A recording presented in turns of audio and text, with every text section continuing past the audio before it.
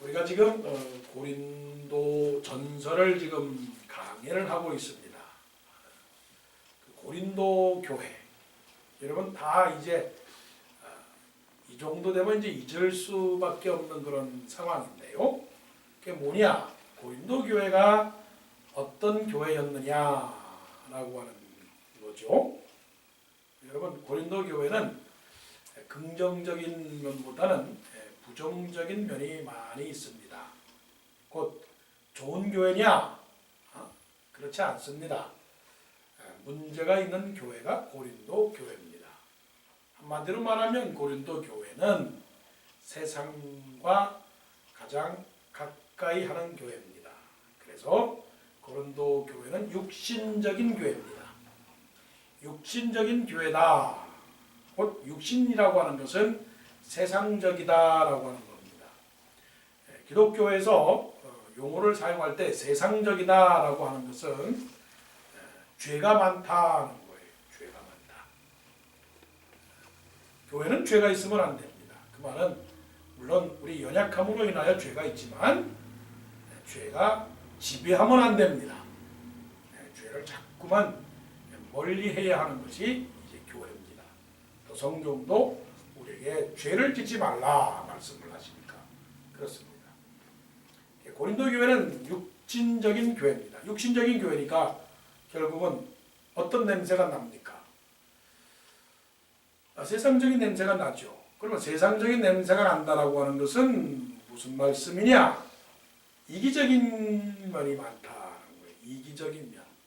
욕심도 많고 자랑도 많고 싸움도 많고 신뢰도 없고 사랑도 없고 질서도 없고 그야말로 그 창조 이전의 세상 공허하고 흑암이 어둠이 흑암이 가득하고 그 다음에 비어있는 상태 그런 상태 그러니까 있는 것 있는데 없는 상태 이게 바로 이제 고린도 교회예요. 그러니까 형식은 있는데 내용이 없습니다. 교회라고 하는데 거기에 사랑이 없어요. 교회라고 하는데 거기에 믿음이 없어요. 교회라고 하는데 거기에 소망이 없어요. 그래서 사도 바울이 고린도전서 13장에 사랑을 말씀을 했습니다. 고린도전서 12장에 뭘 말씀했습니까? 은사를 말씀을 했습니다. 또 7장에 사람의 윤리에 대해서 말씀을 합니다. 8장에 우상 제물에 대해서 말씀을 했습니다. 그리고 고린도전서 2장에 성령에 관해서 말씀을 했습니다. 자, 이제 고린도를 마무리하는 이 단계에 있어서 지금 그 고린도 교회를 고린도 교회답게 만들기 위해서 뭐가 필요했느냐? 그래서 우리는 고린도 교회는 브린도 교회라고 해서 냄새 나는 브린내 나는 냄새, 썩은 냄새, 욕망과 전쟁, 대립, 갈등, 교만, 욕심, 불신앙 이런 것들이 많은 이 브린도 교회를 확 잡아가지고 잡아서 다른 교회를 세우기 위한 하나의 그 뭐라고 말하나요? 만병통치라고 말할까요? 일대 대처방. 처방이 뭐냐? 결국은 그것이 복음이다.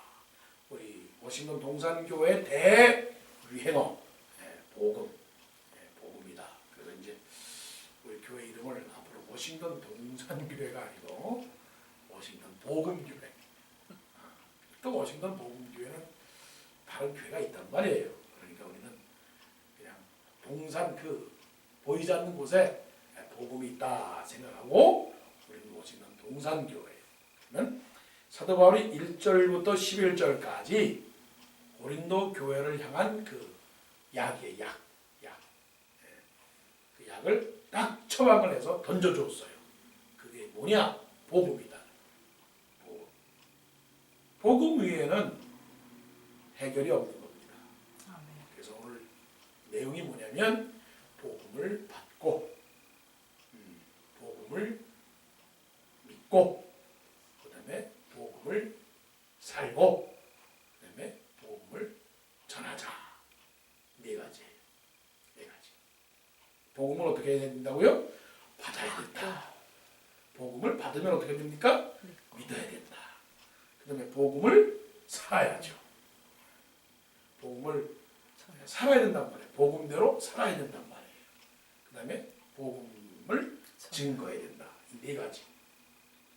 네 가지가 지금 오늘 1절부터 11절까지 내용 속에 다 담겨 있는 것입니다.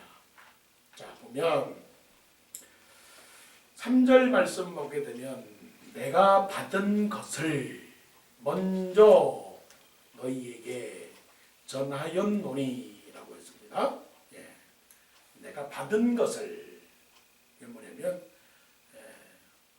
이거는 뭐냐면 또 15장 그 1절에 형제들아 내가 너희에게 전한 복음을 너희에게 알게 하노니 이는 너희가 받은 것이요.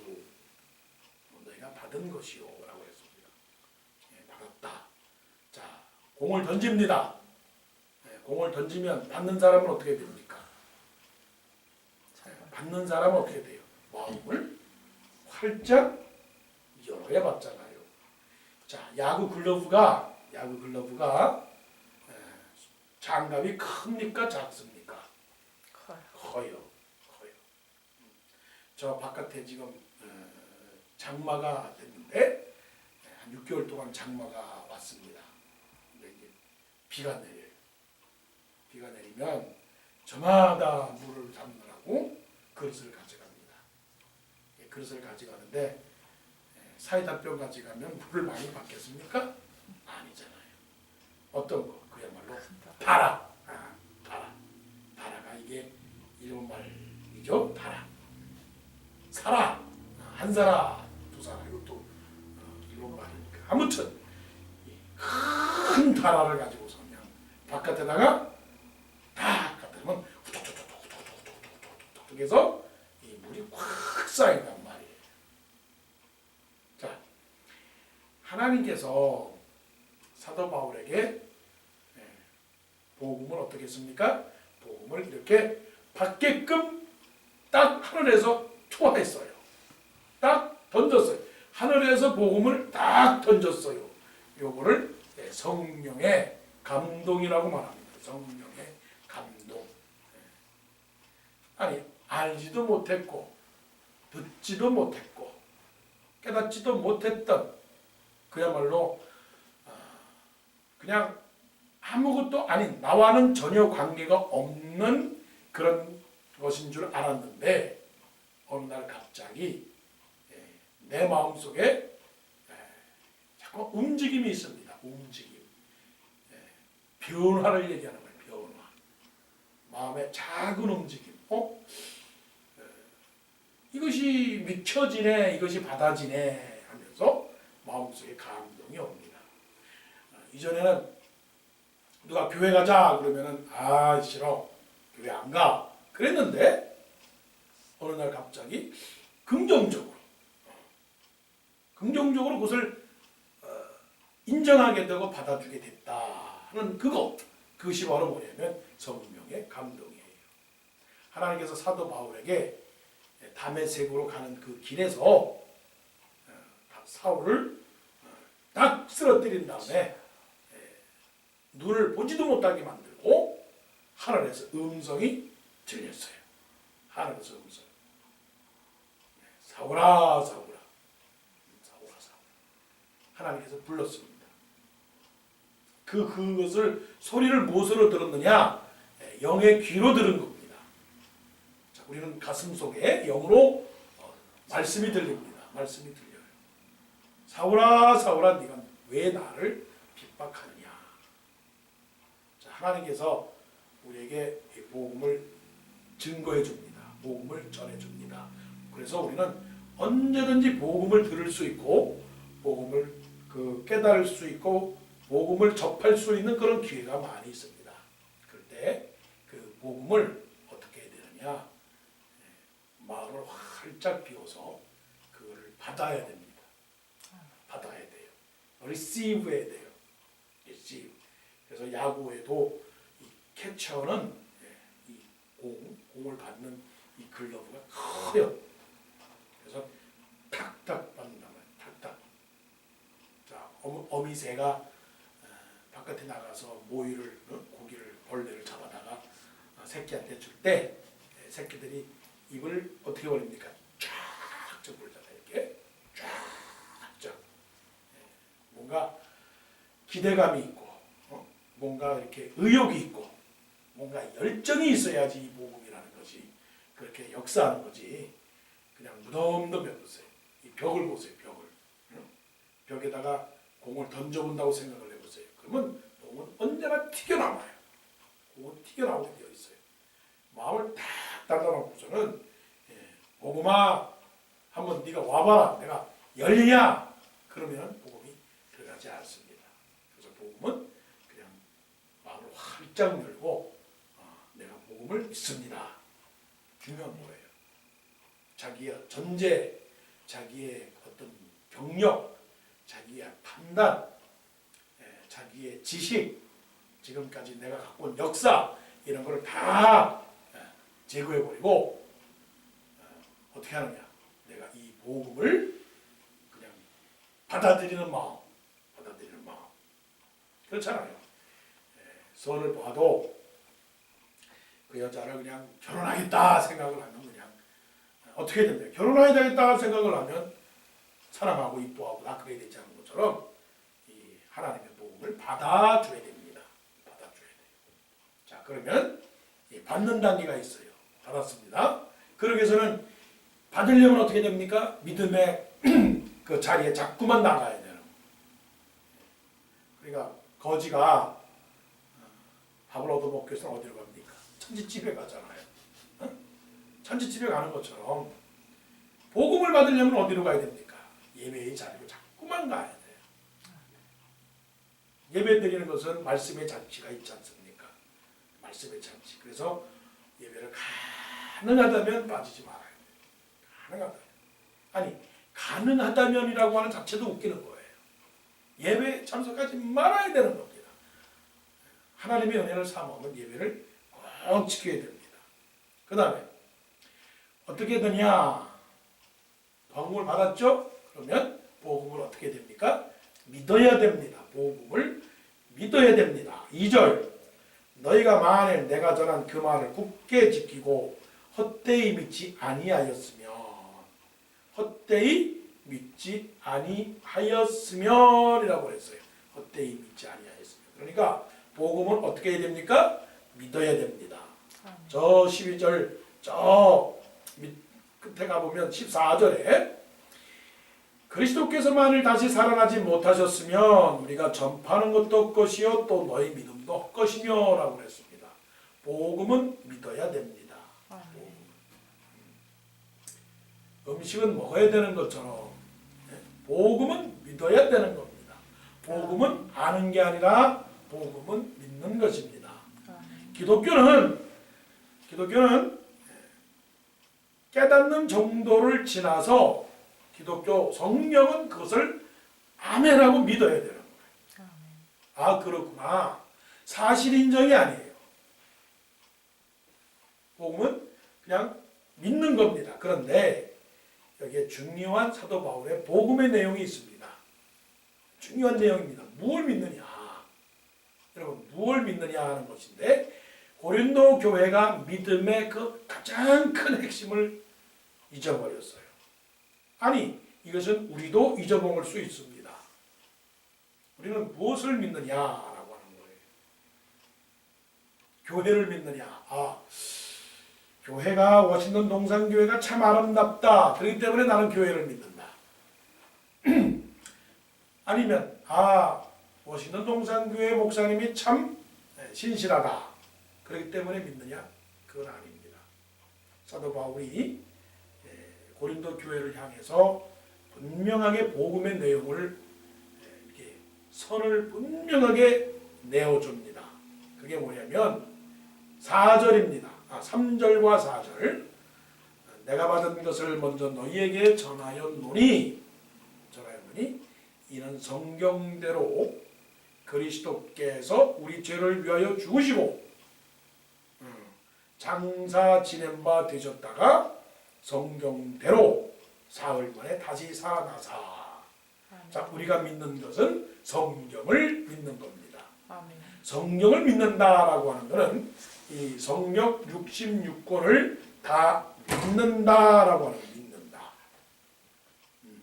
그 믿는다라고 하는 것은 어떤 것이냐? 그것이 사실입니다라고 그거를 고개를 끄덕이면서 그 사실적 기록에 대하여 우리가 그대로 받아들이는 겁니다.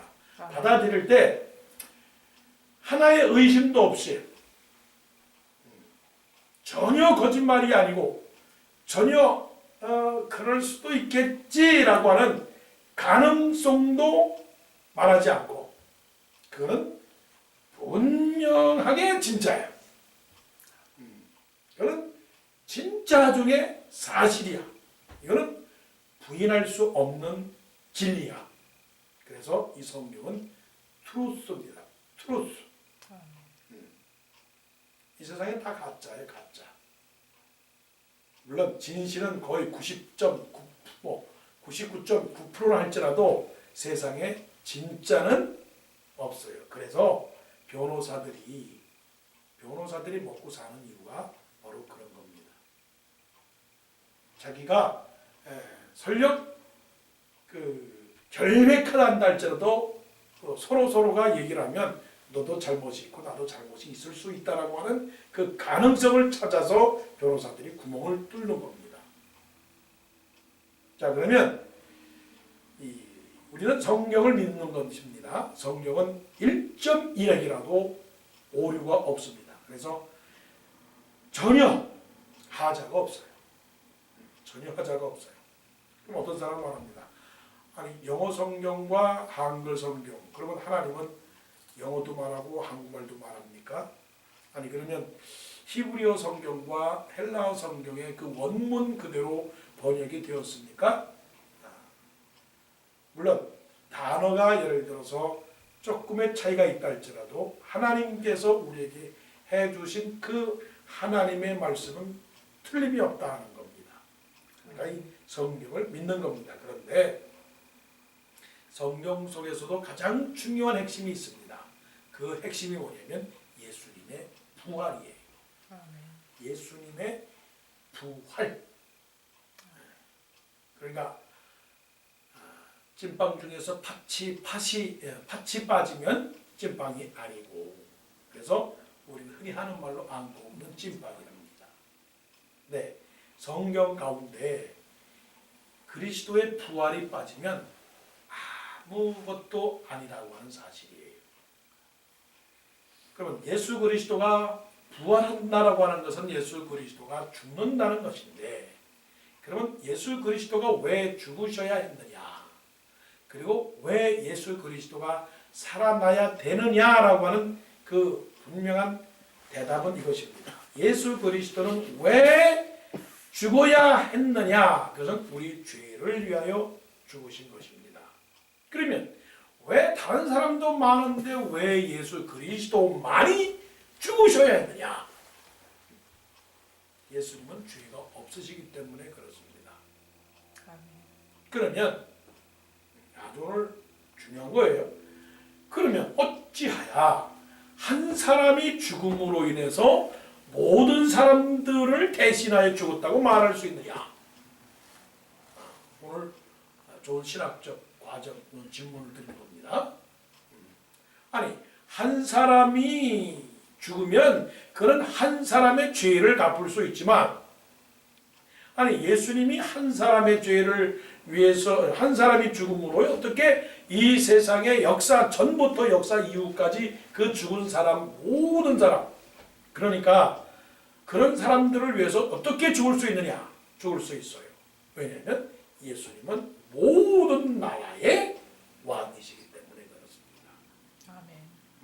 국민들 앞에 대통령이 사과드립니다 라고 말하는 것은 뭐냐? 온 국민을 대표해서 사과를 드리는 거기 때문에 그거는 국민들이 다 용서를 받고 용서를 해주는 거다 하는 겁니다.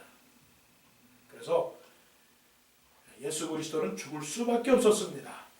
또 죽으셔야만 했습니다. 왜냐하면 사람이 하나님 앞에 죄를 지음으로 하나님과의 관계가 단절되므로 하나님이 우리를 떠나게 되므로 우리는 죽을 수밖에 없었다는 것이죠. 그러면 이 죽음이라고 하는 것을 해결해 줄 수 있는 분은 누구냐?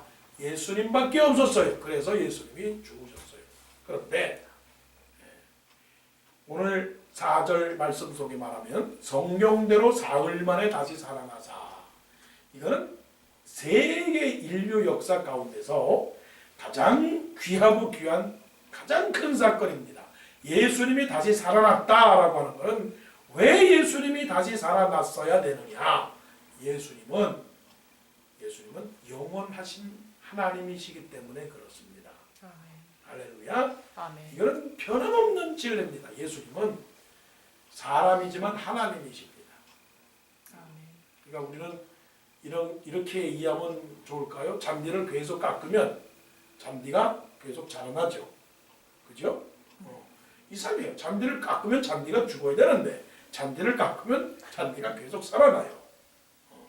그런 것처럼 예수님은 죽어도 죽지 않아요. 예수님은 죽어도 죽잖아요. 그러니까 예수님은 사람들을 위해서 죽으셨지만 다시 살아나신 거예요.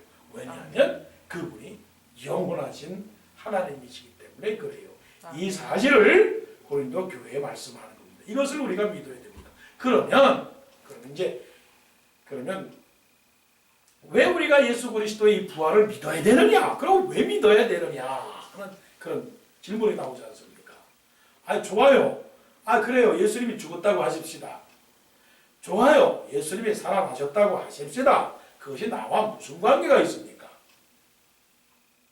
그런데 관계가 있습니다. 우리가 죽으면 그냥 죽습니다. 그런데 우리가 죽으면 예수님에게 붙어 있으면 살게 됩니다. 어떻게 사느냐? 죽지만 다시 살아난다는 거예요. 그것이 이제 뒤에 쭉 나오기 때문에 지금 다 설명을 안 드립니다. 그렇기 때문에 우리가 믿음을 가져야 되는 것입니다. 잘 살고 못 사는 문제가 아니라 죽느냐 사느냐의 문제가 걸린 문제이기 때문에 우리는 예수님에게 붙어 있어야 됩니다. 아까도 성경 공부하면서 줄을 잘 서야 된다고 얘기하잖아요. 승진을 하려면 줄을 잘 서서 가야 하는 것처럼 우리가 영생을 누리기 위해서는 죽은 사람 붙들었다가는 죽어요. 그러나 산 주 예수 그리스도, 영원히 사신 예수 그리스도를 붙잡으면 우리는 줄줄줄 예수님이 가신 길 그대로 따라가게 되는 것이다 하는 겁니다. 그러면 이 예수 그리스도의 그 부활을 믿는 사람, 그러면 어떻게 사느냐? 복음으로 살아야 된다.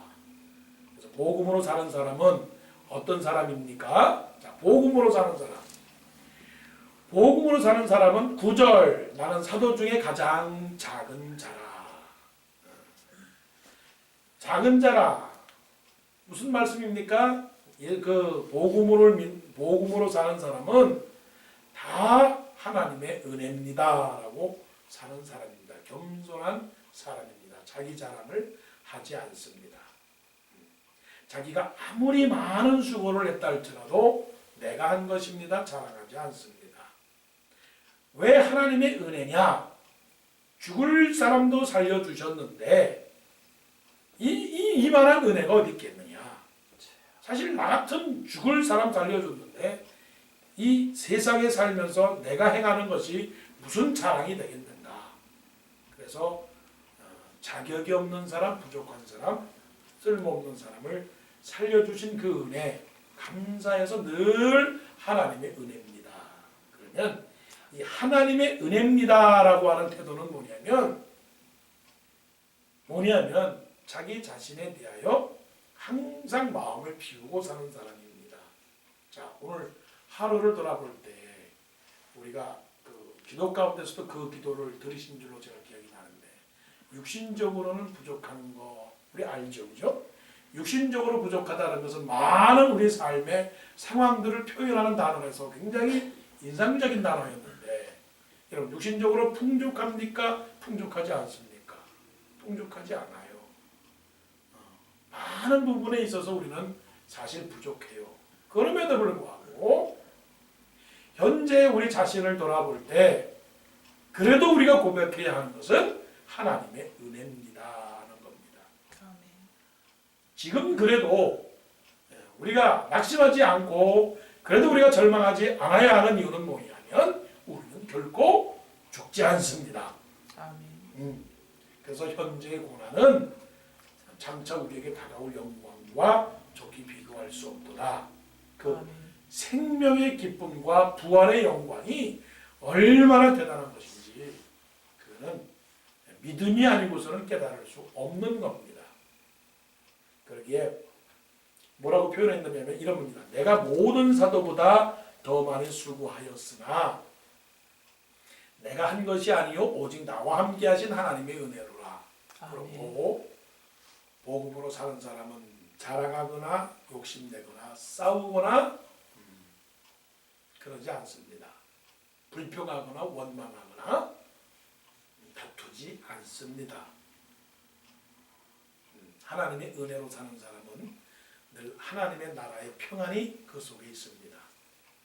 모든 것 설령 한 끼 밥을 먹지 못해도 설령 3끼 밥을 먹지 못해도 설령 내가 다른 사람과 비교했을 때 내가 비록 모자라고 내가 같은 동등한 복을 받지 못한 사람이라 할지라도 그것 또한 하나님의 은혜로 된 것입니다. 부족한 상황 속에서도 하나님의 은혜라고 말할 수 있는 사람이고 설령 많이 했다 할지라도 어떻게 해요? 내가 한 것이 아니라 하나님의 은혜로 된 것입니다. 그런데 이렇게 살아야 되는데 오늘날 우리 기독교인들은 어떻게 삽니까? 뭔가 부족하면 하나님을 향하여 원망을 합니다. 또 너무 지나치게 올라가면 어떻게 합니까? 하나님이 누구냐라고 자기 자신의 교만을 세운다는 거죠. 그래서 복음으로 사는 사람은 가장 작은 자로 살아갑니다. 미천하게 살아갑니다. 별 볼 일 없는 자로 살아갑니다. 그래서 나는 죽었다. 나는 날마다 죽노라의 삶을 살아갑니다. 마지막이요. 11절. 그러므로 나나 그들이나 이같이 전파함에 너희도 이같이 믿었느니라. 복음은 증거해야 되는 거예요. 전하고 전하 증거해 내가 매일 증인되리라. 그것처럼 하나님의 복음을 증거해야 됩니다. 왜 증거해야 되느냐? 영화 한 편 보고 그거 참 잘 됐다고 말이야. 영화 봐야 된다고 그러잖아요. 요즘 페이스북을 보게 되면 맛있는 음식 해놓고서는 자기가 먹었다고 말하고서는 이 음식을 좀 먹어보세요라고 그냥 사진을 찍어서 맛점하세요. 맛점이라는 게 무슨 말인지 아세요? 맛있는 점심 드세요. 그런 말이에요. 그렇게 소문내고 그러는데 그러니까 그런 것처럼 예수 그리스도를 전파해야 됩니다. 누가 전파하겠어요? 내가 은혜 받지 않았는데 어떻게 전파해? 심각한 질문이에요.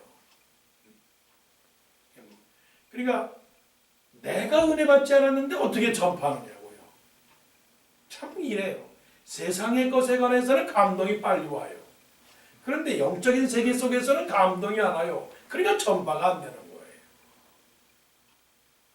예수님 믿어보세요. 예수님 아십니까? 예수님 만나보셨습니까? 예수님 구경했습니까? 아니 영화 한 편 안 봤어도 그 영화 봐야지. 대한민국 사람이라면 그 영화 봐야지. 그렇게 말하면서 예수님 만나봤어요? 교회 가보셨어요?